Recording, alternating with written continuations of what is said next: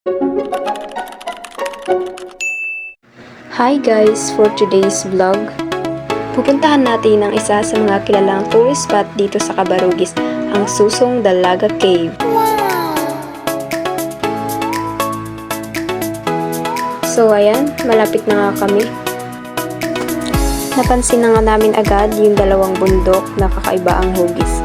So kaya pala ito ay tinawag na Susong Dalaga dahil sa formation ng dalawang bundok na yun. Ayan guys, nandito na tayo sa Susong Dalaga. Yan. Ito nga po pala yung laging may mga pupunta mga tao dito para matambay doon sa bypass na doon.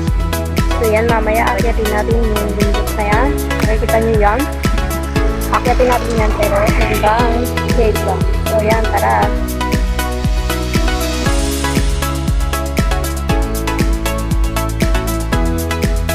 Come to Susong Dalaga Park.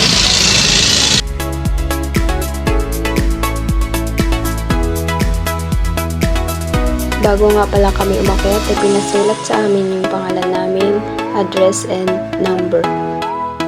Pagkatapos ay nagsimula na nga kaming naglakad pataas. Alang namang pababa. Charot!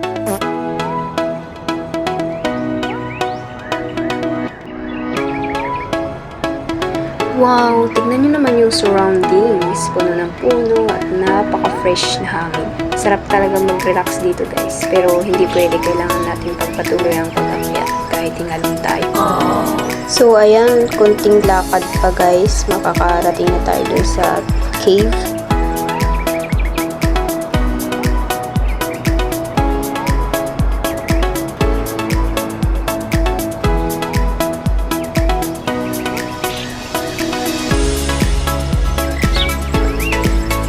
Yan, nandito na tayo sa cave.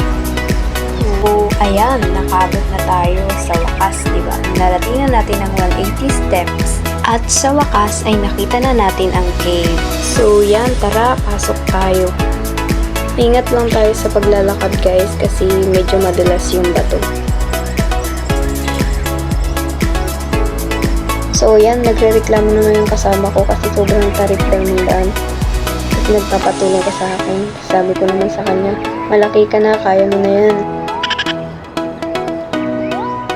Wow, ang ganda talaga guys. Nakakatanggal pagod pagdating mo na tong cave. Very natural at napaka-perfect pang adventure, di ba? Wow!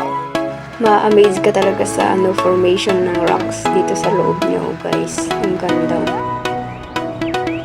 Pwede rin namang mag-picture taking dito, tapos mag-video, tulad ng ginagawa ko, di ba? Ang ganda talaga guys.